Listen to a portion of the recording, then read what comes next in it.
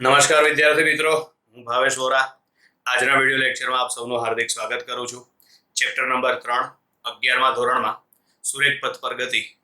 એમાં આપણે આગળના વિડીયો લેક્ચરની અંદર અચળ પ્રવેગી રેખીય ગતિના સમીકરણો, 3 મેઇન સમીકરણ હતા. બરાબર છે. એમાં પહેલું સમીકરણ v બરાબર v0 પ્લસ at. પછી બીજું સમીકરણ, તો બીજું સમીકરણ છે x બરાબર, x ના બદલે તમે d લખો તોય ચાલે. બરાબર, x બરાબર v0t પ્લસ 1/2 at સ્ક્વેર. અને ત્રીજું સમીકરણ છે v square minus v0 square બરાબર 2ad. બરાબર, v બરાબર v0 પ્લસ at, x બરાબર v0t પ્લસ 1/2 at સ્ક્વેર, અને છેલ્લું સમીકરણ આવશે v square minus v0 square બરાબર 2ad. બરાબર છે. હવે આના ઉપર આધારિત આપણે દાખલાઓ જોવાના છે, જેમાં પહેલા છે ઉદાહરણ 3.7, વાહનનું સ્ટોપિંગ ડિસ્ટન્સ. બરાબર, આપણે શોધવાનું છે. સ્ટોપિંગ ડિસ્ટન્સ એટલે શું? તો ગતિમાન વાહન હોય, આપણે માનો કે 2 વ્હીલ કે 4 વ્હીલ લઈને જઈએ છીએ. બરાબર છે. ગતિમાન વાહનને તમે બ્રેક લગાડો, બરાબર છે, તો એ વાહન અમુક અંતર કાપ્યા પછી સ્થિર અવસ્થામાં આવે ને, કે ત્યાં ને ત્યાં ચોંટી જાય. બરાબર, ના એવું ના થાય ક્યારે, ત્યાં ને ત્યાં જ ઊભું રહી ના જાય. બરાબર, આપણે બ્રેક લગાડીએ, પરિણામે વાહન અમુક અંતર કાપ્યા પછી સ્થિર થાય, ત્યાં ને ત્યાં સ્થિર ના થાય ક્યારે. બરાબર છે. તો બ્રેક લગાડ્યા પછી વાહનને ઊભું રહેવા માટે, વાહન સ્થિર થાય ત્યાં સુધીમાં જે અંતર કાપે એને શું કહેવાય? એનું સ્ટોપિંગ ડિસ્ટન્સ. બરાબર છે.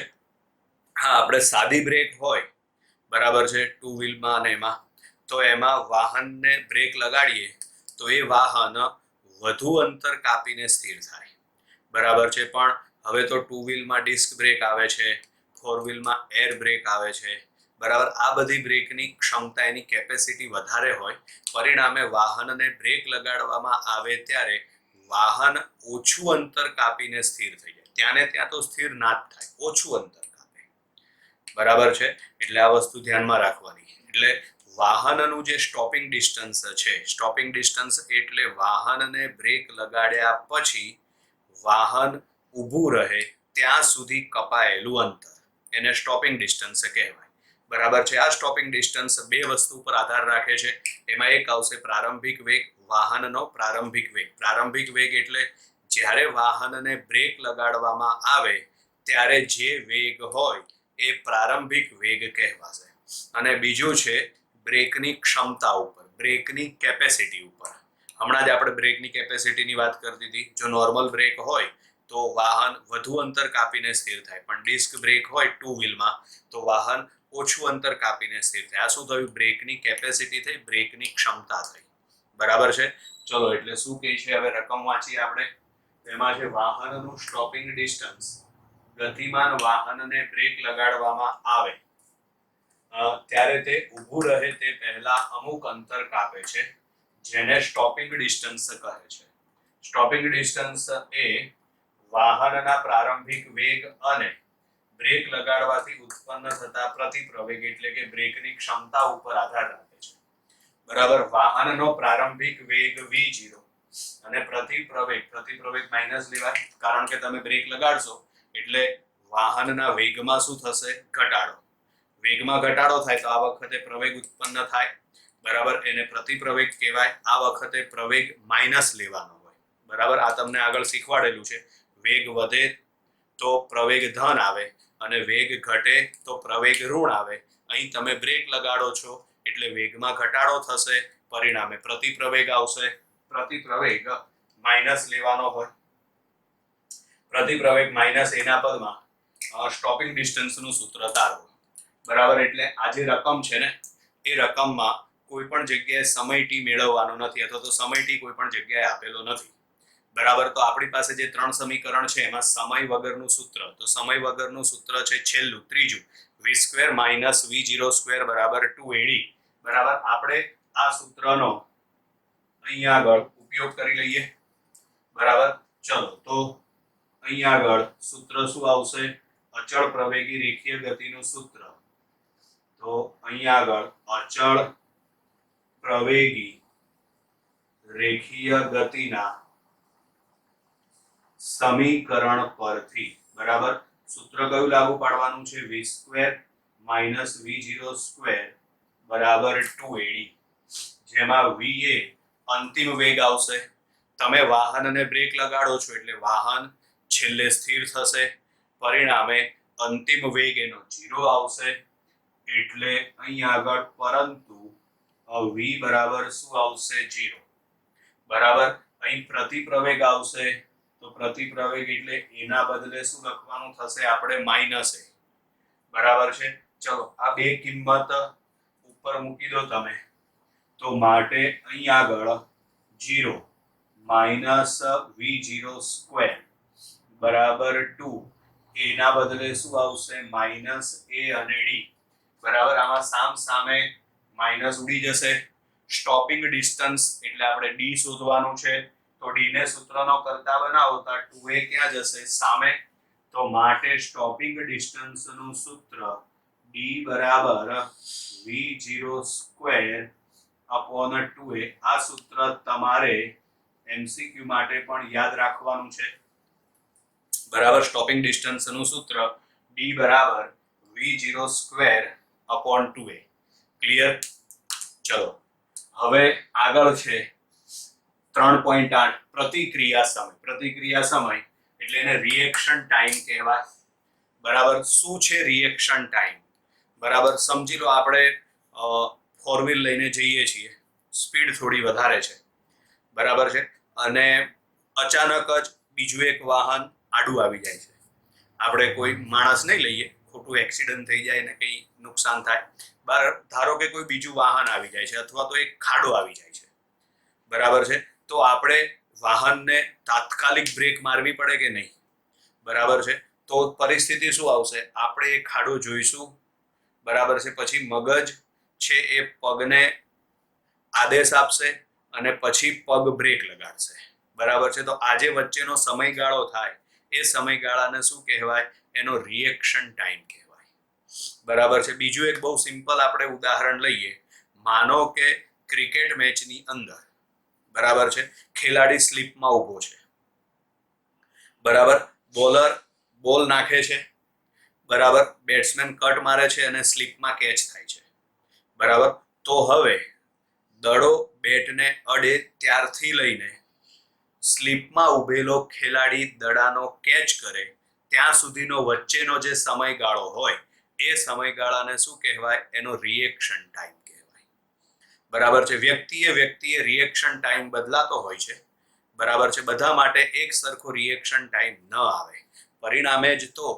ક્રિકેટની અંદર બધા ખેલાડીઓને સ્લીપમાં ઊભા રાખવામાં ન આવે જે ની સ્ફૂર્તિ વધારે હોય કારણ કે સ્લીપમાં તો ફટાફટ કેચ થઈ જવું જોઈએ રિએક્શન ટાઈમ બહુ ઓછો હોય કારણ કે કટ અડીને તરત જ દડો સ્લીપમાં પહોંચી જાય બરાબર છે એટલે જે ખેલાડી સ્ફૂર્તિવાળા હોય ને એને સ્લીપમાં ઊભા રાખવામાં આવે બરાબર છે એટલે આ રિએક્શન ટાઈમ થયો ઘણા બધા વખત રિએક્શન ટાઈમ આવતા હોય છે આ તો આપણે ખાલી ક્રિકેટનું ઉદાહરણ લીધું પછી ગાડીનું ઉદાહરણ લીધું બે ઉદાહરણ આપણે લીધા અહીં આપણે રિએક્શન ટાઈમ માપવા માટે એક ઉદાહરણ લેવાનું છે બરાબર જેમાં લખેલું છે કે રિએક્શન ટાઈમનું માપન એક સરળ પ્રયોગ દ્વારા આપણે કરી શકીએ છીએ તમારા મિત્રને એક ફૂટપટ્ટી આપો અને કહો કે તે ફૂટપટ્ટી તમારા અંગૂઠા અને બાકીની 4 આંગળીઓ વચ્ચેની જગ્યામાંથી શિરોલંબ પડતી મૂકે જેવી ફૂટપટ્ટી મુક્ત પતન પામે યાદ રાખજો અહીં આગળ ફૂટપટ્ટી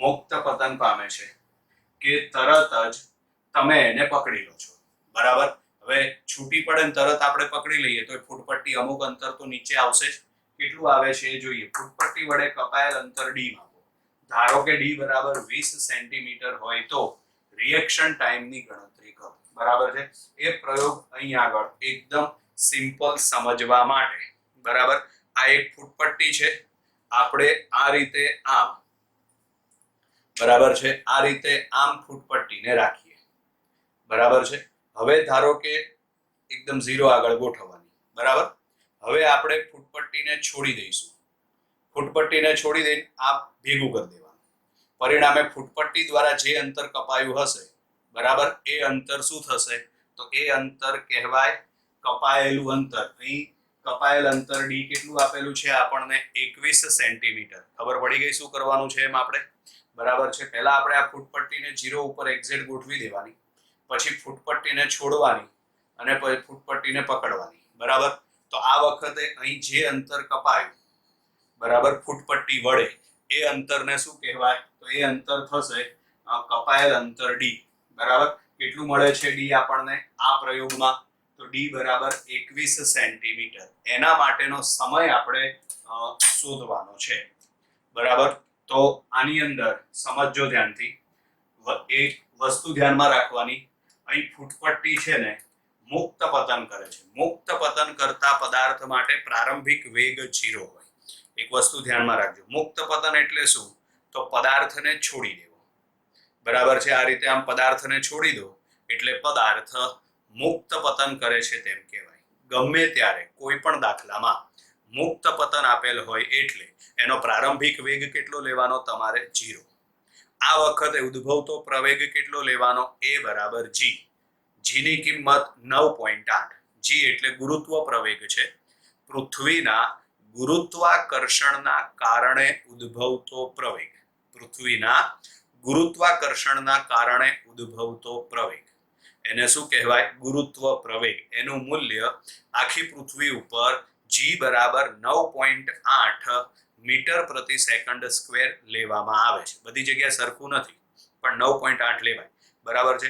ઘણી બધી વખત જી બરાબર 10 પણ લેતા હોય છે.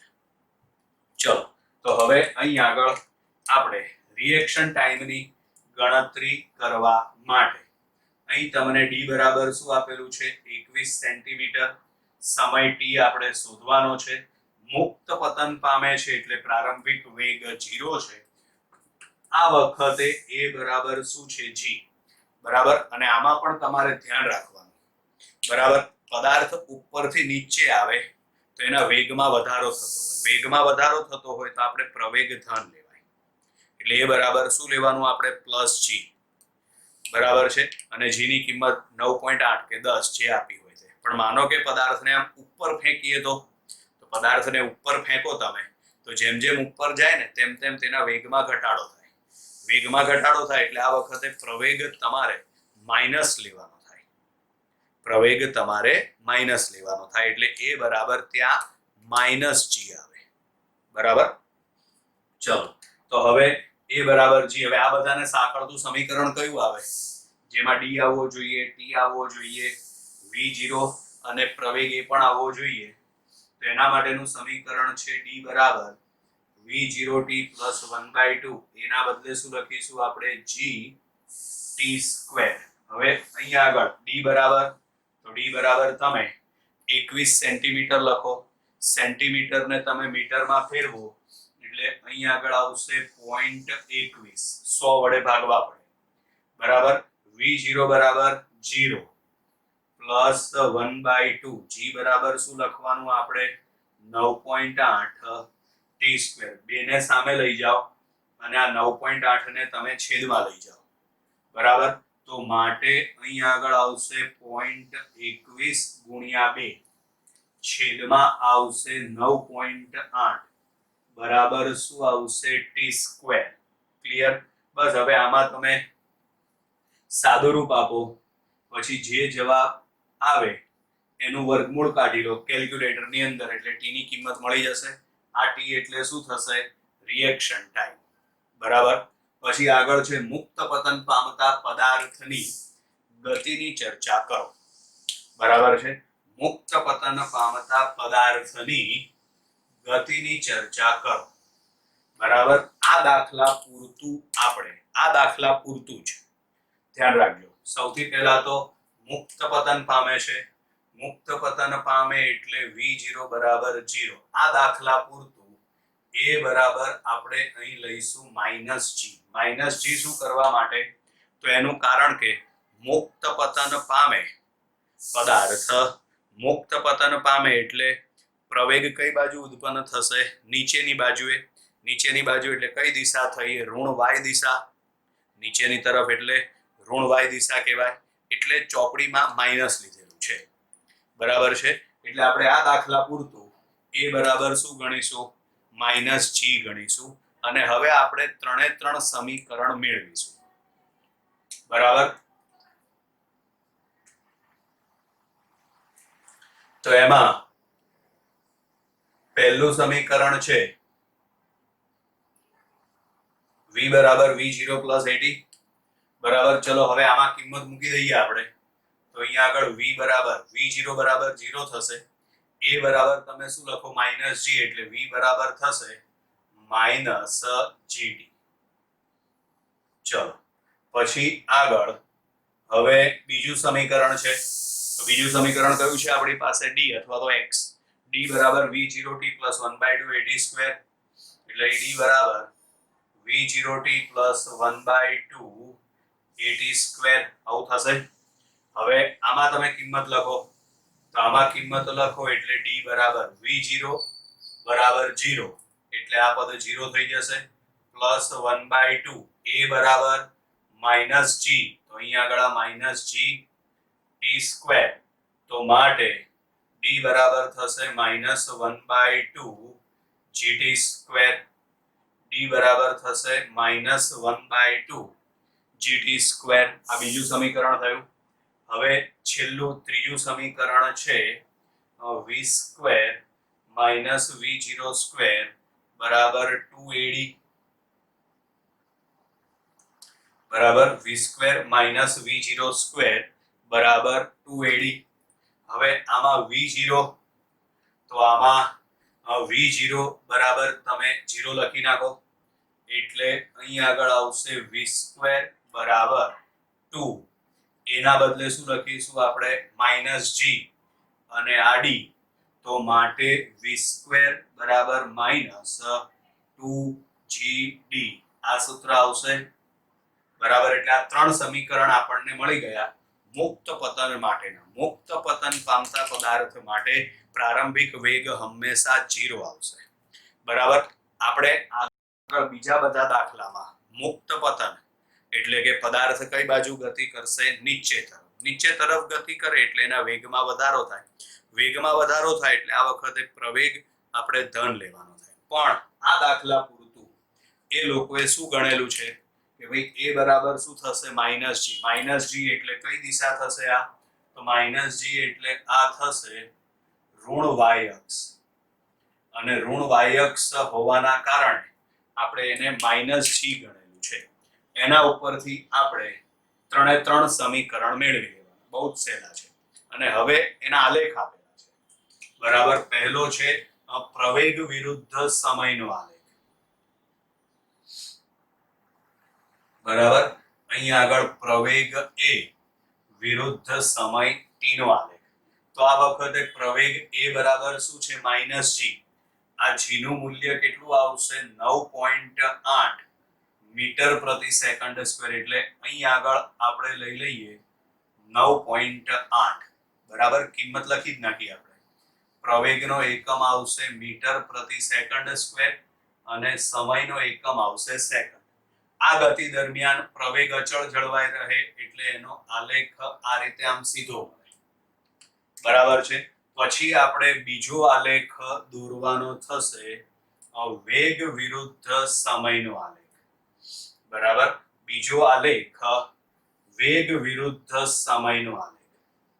તો આ જે 3 સમીકરણ આપણે મેળવ્યા છે એમાં વેગ અને સમય વચ્ચેનું સૂત્ર તમે ગોતી કાઢો.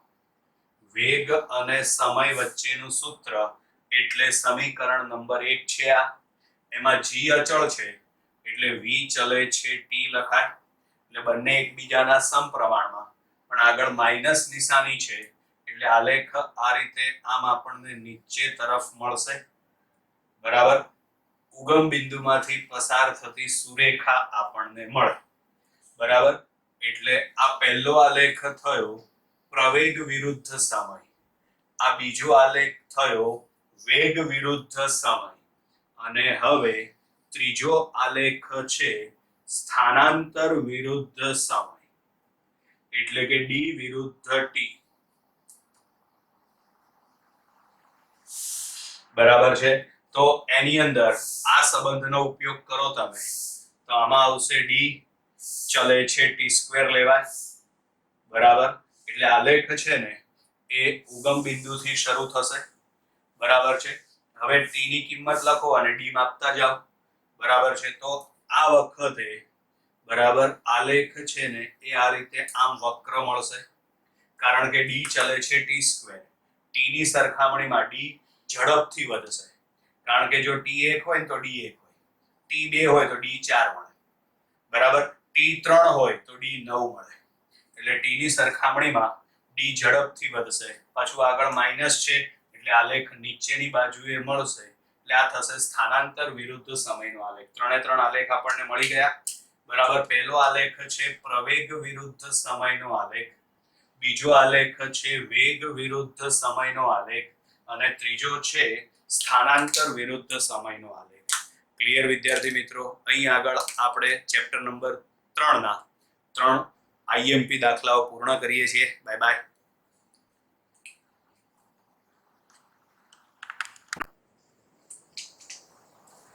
નમસ્કાર વિદ્યાર્થી મિત્રો, 11મા ધોરણ ચેપ્ટર નંબર 3 સુરેખ પથ પર ગતિમાં આગળ ઉદાહરણ 3.5 જેની રકમ આ પ્રમાણે છે.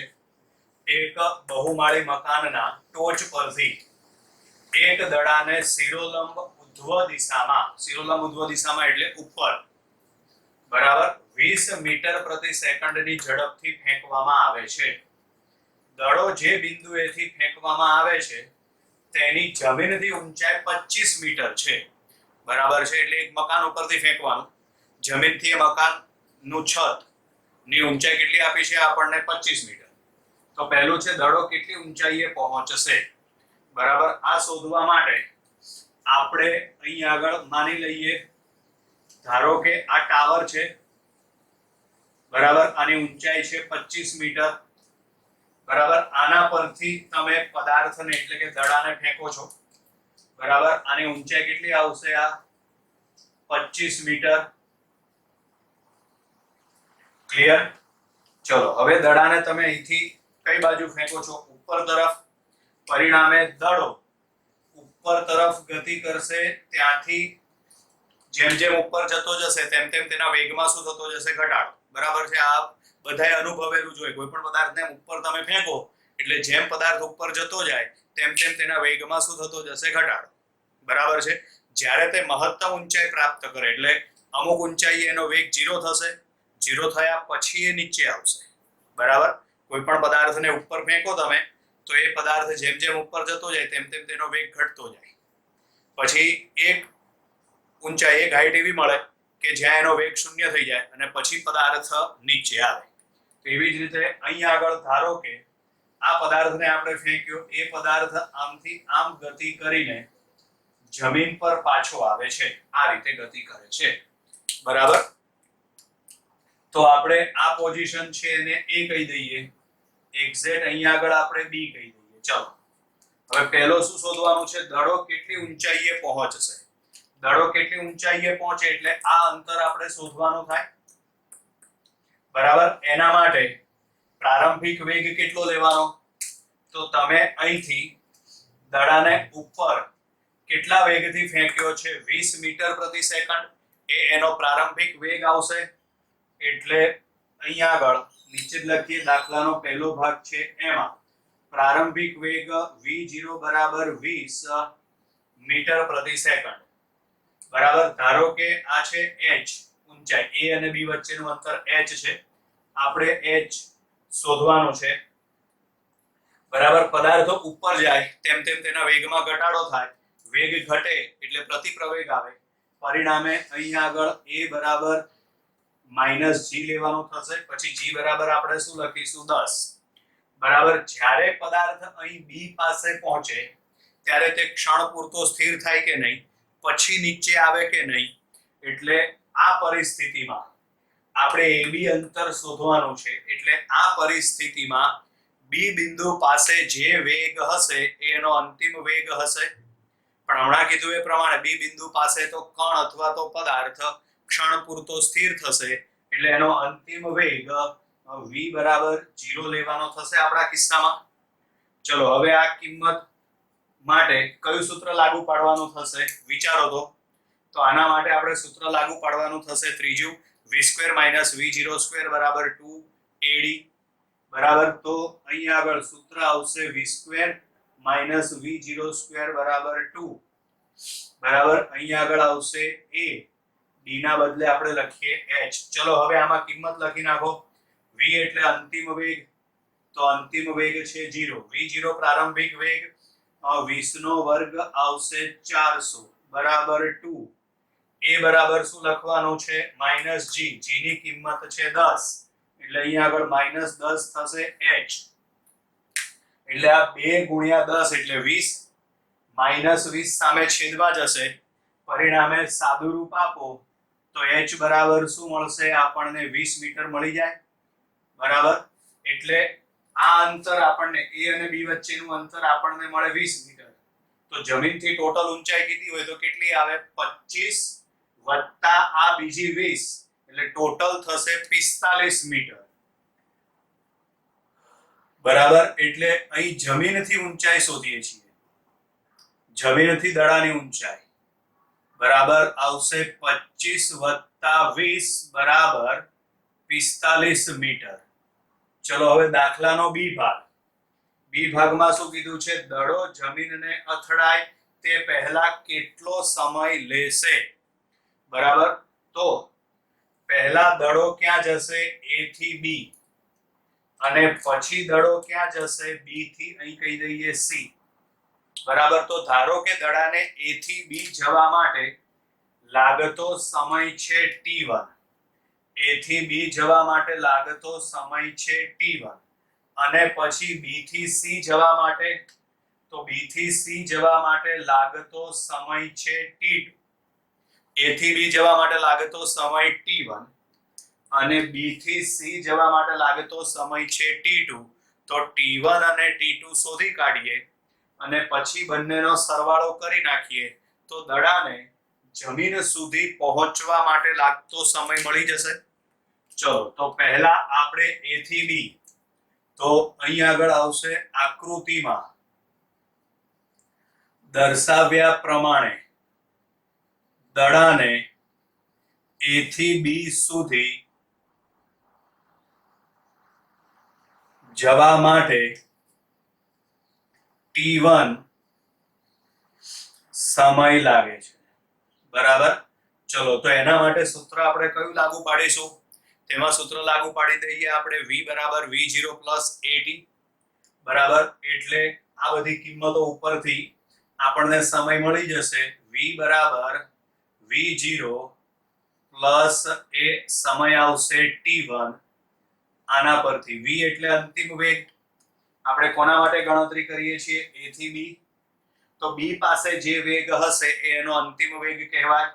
પણ હમણાં એ ભાગમાં સમજાવ્યું એ પ્રમાણે આ b પાસે તો દડો અથવા તો કણ ક્ષણ પૂરતો સ્થિર થશે એટલે ત્યાં એનો વેગ થશે 0. એનો પ્રારંભિક વેગ કેટલો છે? 20 મીટર પ્રતિ સેકન્ડ. એટલે અહીં આગળ આવશે 20. a બરાબર માઇનસ g અને g બરાબર શું લખવાનું છે? 10.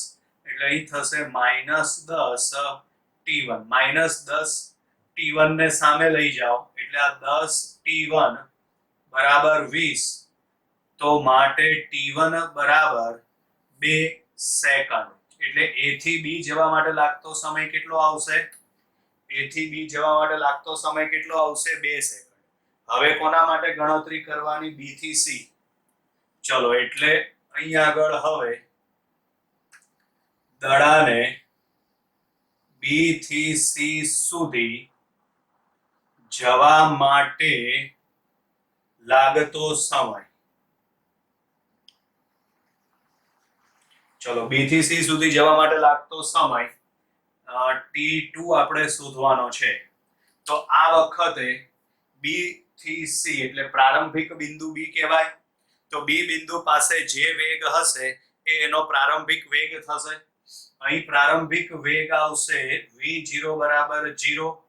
સમય t2 આપણે શોધવાનો છે બરાબર છે. b થી c દડો કઈ બાજુ જશે? નીચે. જેમ જેમ નીચે જાય તેમ તેમ તેના વેગમાં વધારો થશે. વેગમાં વધારો થશે એટલે અહીં આગળ પ્રવેગ આપણે ધન લેવો પડશે બરાબર છે. પછી જુઓ દડો B થી C સુધી જાય તો આ વખતે કપાતું અંતર કેટલું આવશે? તો આ વખતે કપાતું અંતર આવશે D બરાબર 45 મીટર. અહીં ગણેલું જ છે આપણે, બરાબર. તો ચલો હવે આ બધા માટેનું સમીકરણ કયું આવે? તો આ બધા માટેનું સમીકરણ આવશે D બરાબર V0t plus 1/2 1/2 a t2 square. અહીં t2 આવશે. ચલો આમાં કિંમત મૂકી દો. D બરાબર તમે લખો 45 બરાબર V0 બરાબર શું આવશે? 0 એટલે આખું પદ 0, 1/2 a ના બદલે g બરાબર 10, t2 નો વર્ગ બરાબર. આ 2 અને 10 ઉડી જાય એટલે 5 આવે. તો અહીં આગળ થશે 45 બરાબર 5 t2 સ્ક્વેર. 9 પંચા 45 એટલે અહીંયા આગળ t2 સ્ક્વેર બરાબર 9. તો માટે t2 બરાબર 3 સેકન્ડ થઈ ગઈ. ક્લિયર? શોધવાનું છે આપણે કુલ સમય. તો કુલ સમય એટલે t1 પ્લસ t2 એટલે અહીં આગળ દડાએ લીધેલ કુલ સમય. તો કુલ સમય t બરાબર t1 પ્લસ t2, t1 બરાબર 2, t2 બરાબર 3. જવાબ આવશે 5 સેકન્ડ. ક્લિયર? ચલો હવે આગળ ઉદાહરણ નંબર 6. એની રકમ આ પ્રમાણે છે. ગેલેલિયોએ એકી અંકનો નિયમ આપ્યો છે. એટલે ગેલેલિયોનો એકી અંકનો નિયમ, બરાબર. ગેલેલિયોનો એકી અંકનો નિયમ. નિયમ આ પ્રમાણે છે.